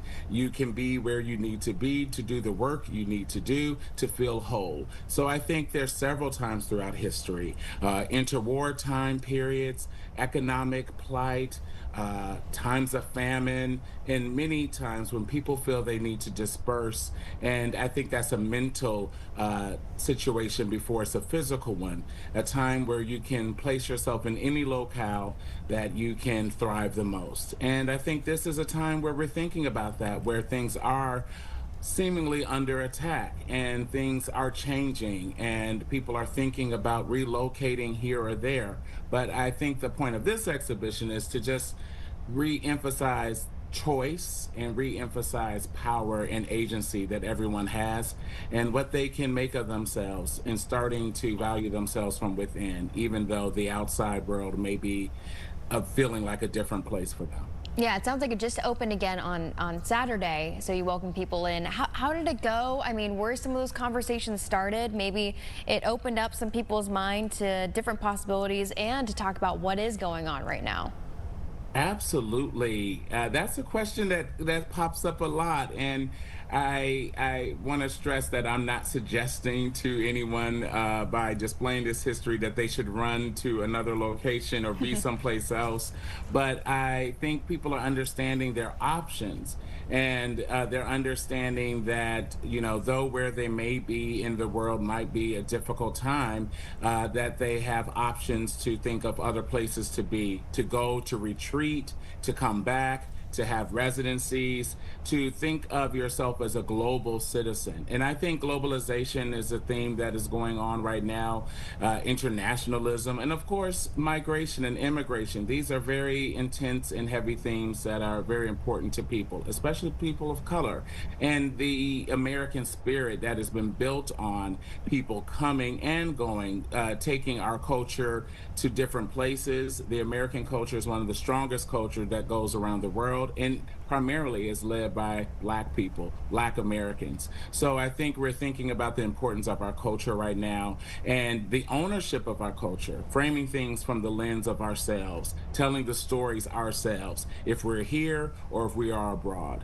And it's very exciting to think of the young people who are looking at these images, and they're looking at these images and these stories, all of these narratives of history, and they see a roadmap, a constellation of stars that kind of lead them to a place that they never would have thought of before, because things have been done before and we have these examples to look at. So I love presenting this ancestral history, this history of legacy, and asking the young people who view this exhibition, like our founder always asks, what will your legacy be? Very good question. And you can try to erase the history, but you cannot erase the spirit. That is for sure. Let's talk about, in this exhibition, are there any Black Chicagoans that decided to go abroad? And then tell us what their stories are. There are so many stories about Black Chicago.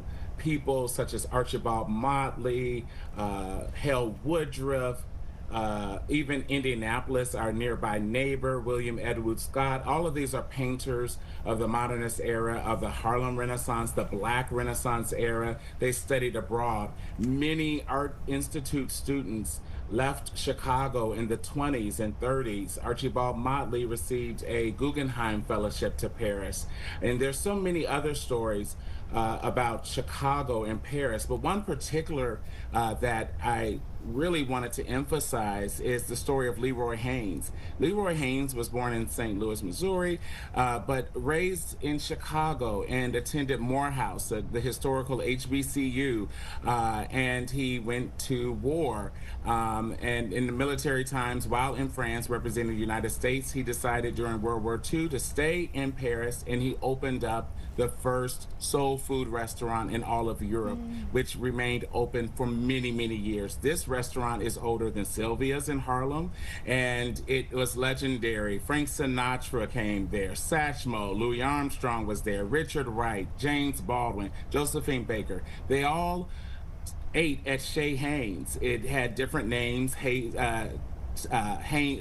Leroy and Gabby's and Chez Haynes. He married a French woman, and he never came back to the States. He turned his citizenship over to French citizenship, and the restaurant lasted many, many years. I think it closed about 10 years ago. So we have a replica of a cafe in the exhibition that references the cafe life and all of the sections of that time period where people were thinking and reading and reciting poetry and eating and having a great time in the cafe. And I think a lot about Leroy Haynes, and we're going to have a lot of different programs that talk about the Chicago's legacy. I just love that a Chicago man opens up this restaurant, and he is the first to do it in Europe. I love that you have a replica of the cafe, because I was going to ask you, this is so all-encompassing. You're talking about art, which is easy to show, right? You just put it on display, but dance is a little bit harder, having, singing is a little bit harder, having that music. Yeah. So when you're walking through... we have a lot of videos. Yeah, I was going to say, when you're walking through videos... Yes, the videos we had put together by a film group, Film Toy Productions, led by Miles Rubin out of Detroit. We have loans from young artists who are talking about this topic and created a wonderful work. One is featuring the life of William Dorsey Swann, which was the first self-proclaimed drag queen. He was a former slave, and during the Reconstruction period, he would have parties where they would do the cakewalk dance, and this cakewalk dance would take place, and oftentimes men were dressed as women, and different people were dressed in these costumes, and he would get dragged out of these parties by the police, and he said, "I'm the queen of drag," because they kept dragging him out of his parties. Well, people of that era took it to Europe in 1890 and put it on stage, and we have a replica of that image in our exhibition by Tylon Sawyer, who is a young artist out of Detroit. And we have videos, we have sound bites, we have so many things that engage people, and along with a lot of programming. You get to see live footage of Josephine Baker. You get to see and hear the quotes of Langston Hughes. So it is interdisciplinary, and we get a chance to really engage with everything. I love what you said there about drag, because I didn't know that. Yeah. So that tells me this exhibition is also educational. There's a lot of things that maybe you don't know about your history that you will walk away with. How long does it run, and how can people find out more so they can attend? Maybe bring some of their children along to be educated on this. Please bring everyone along. We're running until February of 2027, so it's going to be up for a significant time. We are an education center, and we lead with education through the arts, and this is a wonderful way to use art as a lens, and the history as a contemporary history and past history as a lens of education. So an education to students of all ages, from 16 to 6 years old to 75 to 90. Please come through and learn more and share more, because this is a really significant moment that has rarely been talked about. Danny, before we let you go, I do want to ask you a quick question, and I told this to our last guest. I'm not trying to get political, but it is a question that I think is worthy of the times. We've seen a lot of museums, a lot of places see their funding cut, and so how important is it for the community, people that are watching right now, maybe this video will play later on and live online somewhere, for people to support you to keep those doors open? It's very important that people support us. Paris in Black talks a lot about entrepreneurship. Again, that business opening up. Josephine Baker had her own hairline. She was the Beyonce of the time. Before there was Sacred, there was Baker Fix, which was a hair gel that laid the hair down in finger waves. I'm mentioning all this to say Black people have always thought of alternative ways to fund their projects, to fund their businesses, their lives, their families, and their legacy. We have funds in our community, partners to our community. We are all a part of Chicago. We're all a part of the United States, and we're all a part of the world. So it's very important that we take care of issues that are important to us out of our own pockets, out of our own resources. Yes, there are threats against many museums, and this is a time that we have to all come together and support what is ours and think about that entrepreneur spirit that we have in our history and lead with that. And the dependency will always be there for extra help.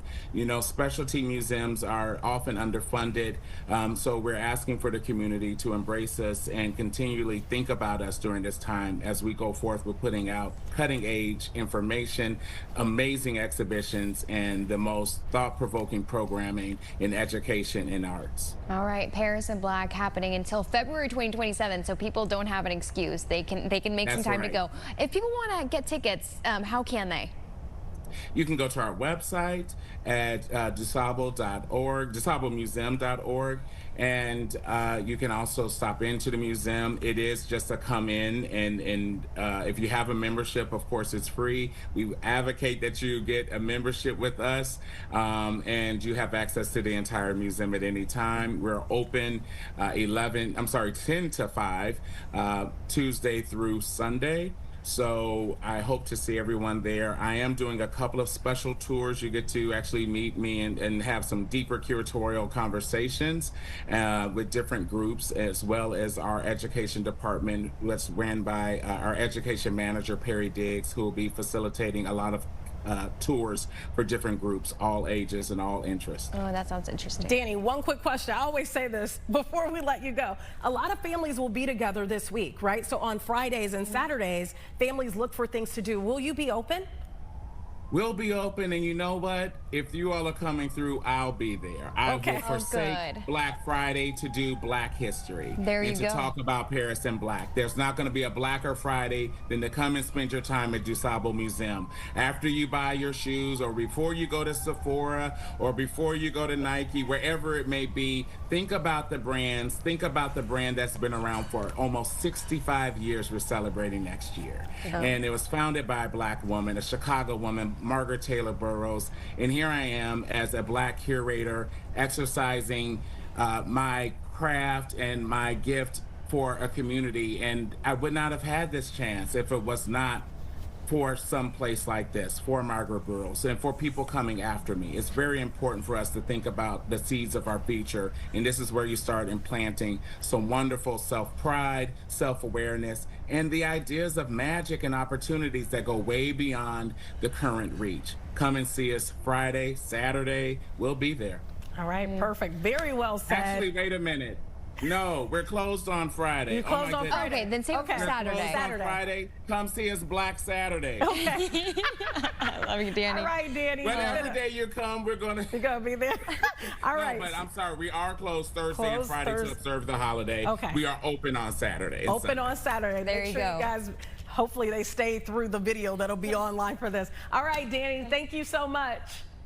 Thank you so much. It was wonderful speaking with you. I hope to see you all there. I hope to see you both there. I'm definitely coming. I'll be there. Thank you. All right, Danny, we'll see you next time. All right, Susie Shaw is coming up next. We're talking about bereavement during the holidays. It can be really rough for a lot of people. We're going to try to figure out how to navigate that right after this break.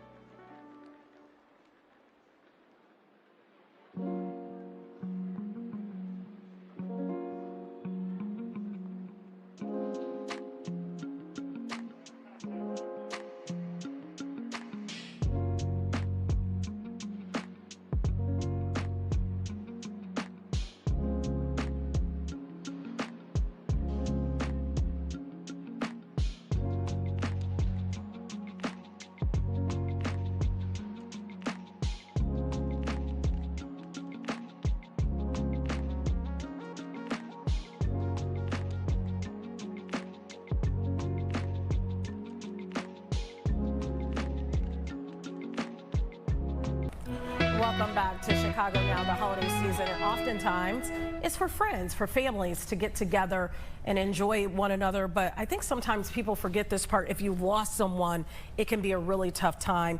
And here to help us navigate grief is Susie Shaw, a bereavement expert, author, and also speaker. Thank you so much, Susie, for joining us this morning. Oh, I'm so grateful to be here. And I just want to let your audience members know, if you're somebody who's going through loss this season, whether it's your first holiday season without your loved one or your 10th, you are not alone.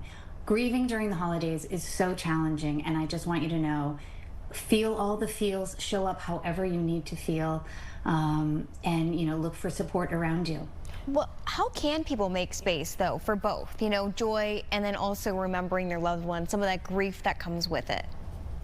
Yeah, I mean, grief is all about the both and, holding both joy and sorrow. If you're supporting a griever, I think the best thing that you can do is talk about the person that's not there. Ask questions about them and ask how they liked to spend the holiday with their person who's missing. Set a place for them at the table. Light a candle in their honor. Really simple gestures go so far when we're trying to support our loved ones who are grieving.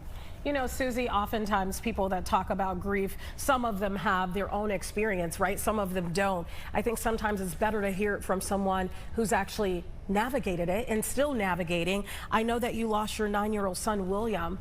He passed away in 2019. First of all, I want to say I am sorry for your loss. I know sometimes that's just a blanketed statement, but I really am sorry, and I hope that you're healing through this. But how have you and your family navigated through that pain? Because to lose a child at 9, that has to be tough. Oh, it's every parent's worst nightmare, right? Yeah. And yet we have been able to find joy, cultivate joy in our lives today. It was almost 7 years ago that he died, and that first holiday season, it was brutal. I mean, William died in February, and his birthday is December 20th, and then Christmas, so he was sort of our Christmas baby. We decided as a family, and my husband, my surviving son, who was 6 at the time, and myself, we decided to leave. We shirked all the regular traditions that we did with our family in the past, like our extended family, and we made the decision to be alone. And sometimes that's the choice that families need to make when they are feeling that profound loss. It's really hard to show up in a space where everybody's gathered and remembering and making new memories, and you're just missing your person so much. So we took a break, and ever since, our holidays have looked different. Like this year we are going to spend Thanksgiving with my in-laws, something that we haven't done in a really long time, but we're ready for that. We feel prepared to be with a larger extended family. But if you're navigating those early months and years, it's okay to say, you know what, I'm just gonna take a break. I'm not offending you, my extended family, but this is what I need, and hopefully I'll be back someday. I'm glad you mentioned that, because I think it's okay to give yourself grace, and I think people need those reminders that they shouldn't feel so much pressure to act like everything's okay, still go to the function, but feel horrible on the inside. But maybe it's the reverse, and people do actually want to go to that gathering and in hopes that it makes them feel better. Do you suggest that? Is it really just following your heart? I think so, because I've sat with other bereaved moms and other bereaved families who needed that big group around them to make them feel supported and seen in their grief. But no matter what, again, like you said, you've got to follow your heart. Do what feels best for you in the moment. Something I like to tell people too is bring your person with you. Like I'm wearing this little green pin today. William's favorite color was green, and so I always try to include him in what I'm doing. Like I said, we set a place for him at our table during special events. I hang his Christmas stocking on the mantle with his living brother's stockings. So I bring him into the space. And sometimes I even talk to him before an event, say, buddy, how should I show up today? I'm feeling really nervous. I'm feeling really apprehensive. Tell me how we can go through this together. And then letting your extended family know, like, I'm not showing up as my normal self because I'm no longer in that space. So support me and allow me to tell stories and talk about my person who's gone. You know, Susie, I'm one of those people, I'll openly admit it, I don't grieve well. I'm the person, don't bring it up to me. You know, I prefer not to talk about it. What do you say to somebody this holiday season that may be grieving? They're gonna join together, they're gonna be at the dinner table, and maybe you do want to talk about it. Are you the person to initiate? Do you wait? How do you handle that? I think so, and I'm so sorry that it sounds like you might have had a recent loss. You know, I like to tell people, do ask, especially, oh, I heard about, you know, the loss of your loved one. Would you like to talk about it? And that's it. They'll then invite you and say, oh, yes, I'd love to tell you a story about last Christmas when we were together. Or, you know what, right now just doesn't feel like the good time for me to talk about my person, but thank you so much for asking. You know, so I would open the door for conversation, but understand that somebody might not be ready. And either way is fine. And I will tell you, there's no good or bad way, right or wrong way to grieve. Everybody's grief is so personal. But I think acknowledging the grief is really important. And we don't want to hide it away, right? But allowing people to make choices that suit them best. Like me and my husband, for instance, we grieve very differently. I will talk about William all the time at different events. He doesn't as nearly as much. He's doing it right for him. I'm doing it right for me. Thank you for your condolences too, Susie. I really appreciate it. Thank you, Susie. You know, it says that here that you're an author, you're a speaker. I know that people are going to want to hear more from you just through this short conversation. What is your book called, and where can people find more information about your journey? Absolutely. You know, I write on Substack, so I don't have a book yet. Hopefully someday I will. But I'm on Substack. I write letters to my son. It's called Dear William, and it's a way for me to connect with him. And that is called Bereavement Mom on Substack. I also have a website for my own personal information. It's called bereavementmom.com. Like I just lean in. This is who I am now. So I am bereavementmom.com. But I also have a nonprofit called Williams Be Yourself Challenge in honor of my son. And we are currently raising money to purchase a single family home so that we can send grievers, families who have gone through transformational loss, away on free week-long vacations.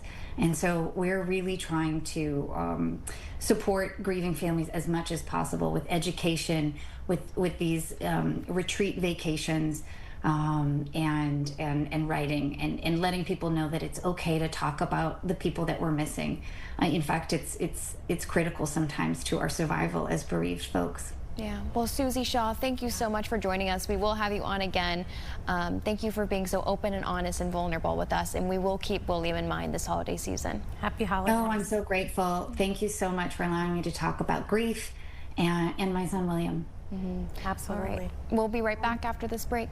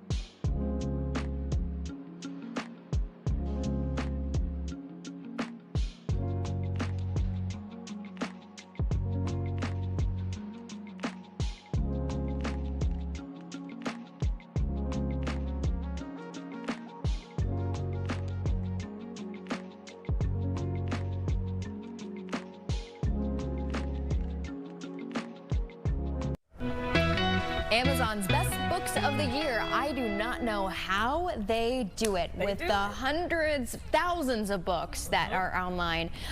People talked a lot of good reads this year, and Amazon narrowed it down to the top 5. We're going over the list with Lindsay Powers, Amazon editor. Thank you so much for joining us.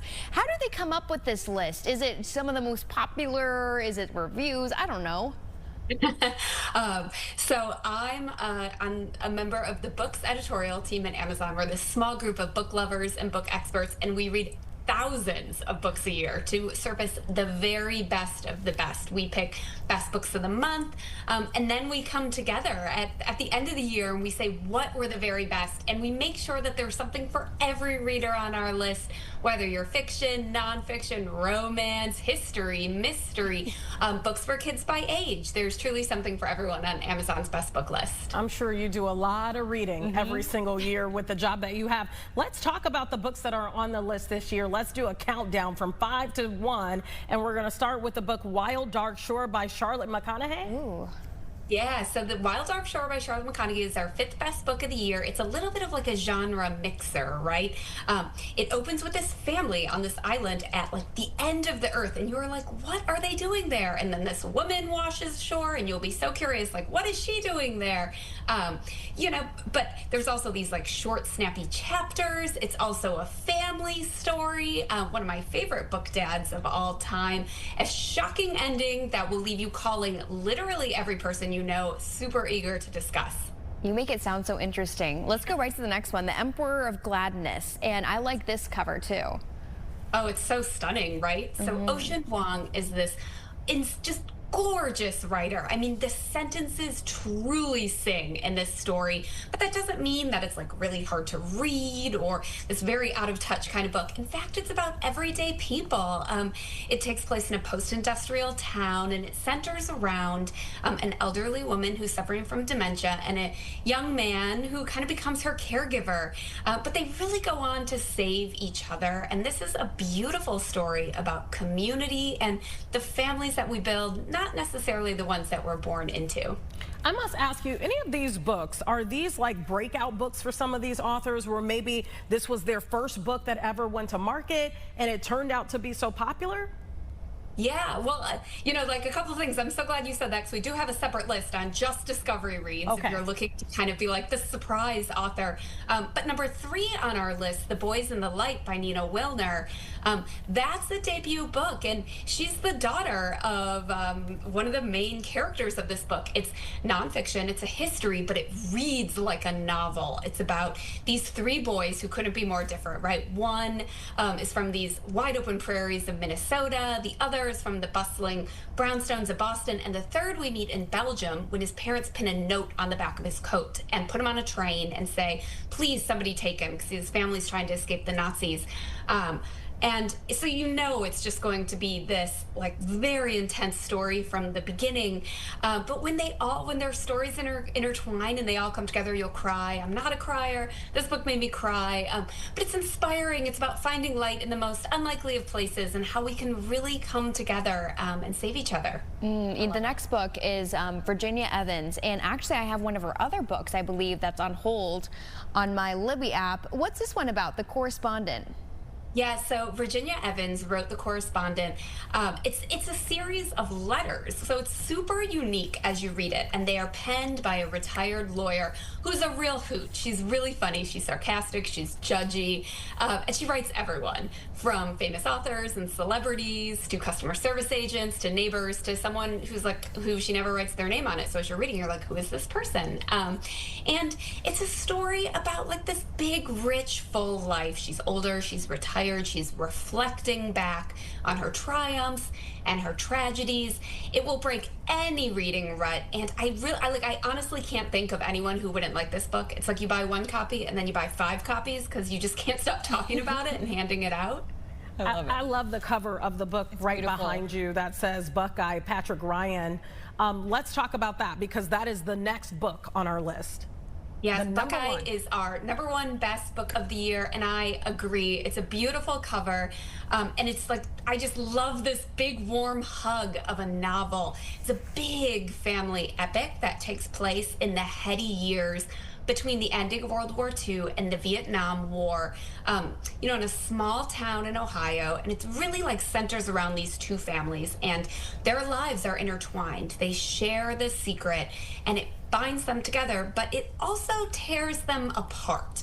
So you really see how your life decisions can kind of oscillate through every aspect of your relationships. And it has characters that you will love and you will root for, and characters that you will root against, which I thought was really interesting, which is why we think this is a perfect book for book clubs. I love it. I love all of them. I'm going to keep them on my list. I do too. Real quick, for other people who are wanting to look at lists like the Breakout Authors one you mentioned, where can they find more information to keep them informed all year round? Yeah, so you can go to AmazonBookReview.com or Amazon.com/bestbooks to see all of our best books of 2025. Okay, I have a quick question for you, Lindsay. I love audiobooks. Right away, do people just put out an audiobook like automatically when they publish the actual hardcover book, or does it depend on the author? I just gotta know. You know what? It can really depend on the book, but I think it's great too. I love audiobooks as well. It's such a cool way to listen to a story, and I especially think like biography and memoirs are interesting to listen on audiobook because a lot of times it's the author's life story and then they read it and it's really intimate. And Awake by Jen Hatmaker is a particularly incredible audiobook because she used to have this HGTV show. She's on podcast. She has a podcast. So as you read it, it feels like a podcast, and she undergoes this like crazy life transformation, right? She's a mother of 5. She's married to a pastor for 26 years, wakes up in the middle of the night, hears him voice texting his girlfriend. Interesting. And then, like, we have to hold up here, Jen. But thank you so much for joining us. We appreciate it. And everyone, we will see you tomorrow. Make sure you check out that Amazon book list. Okay. What a good show. Yeah, it was a good show. Have a great rest of your day. The accident.